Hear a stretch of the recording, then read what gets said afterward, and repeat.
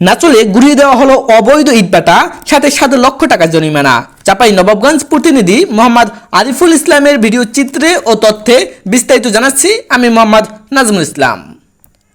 চাঁপাইনবাবগঞ্জ জেলা পরিবেশ অধিদপ্তর কার্যালয়ের উদ্যোগে জেলা প্রশাসন, জেলা পুলিশ, ন্যাশনাল ফায়ার সার্ভিস এবং র্যাব 5 এর সার্বিক সহযোগিতায় 16 এপ্রিল বুধবার বিকেলে চাঁপাইনবাবগঞ্জ জেলার নাচল উপজেলায় অবস্থিত 3টি অবৈধ ইটভাটার বিরুদ্ধে ইট প্রস্তুত ও ভাটা স্থাপন নিয়ন্ত্রণ আইন 2013 সংশোধিত 2019 এর আলোকে মোবাইল কোর্ট পরিচালনা করে।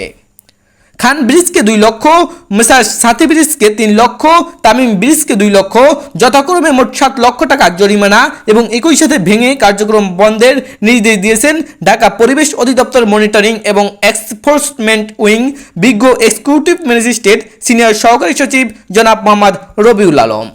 এ সময় চাঁপাইনবাবগঞ্জ জেলা পরিবেশ অধিদপ্তরের কার্যালয়ের সহকারী পরিচালক মোহাম্মদ আবু সাইদ সহ অর্থ দপ্তরের কর্মচারী, স্থানীয় জনপ্রতিনিধি, প্রিন্ট ও ইলেকট্রনিক্স মিডিয়ার সাংবাদিকবৃন্দ উপস্থিত ছিলেন।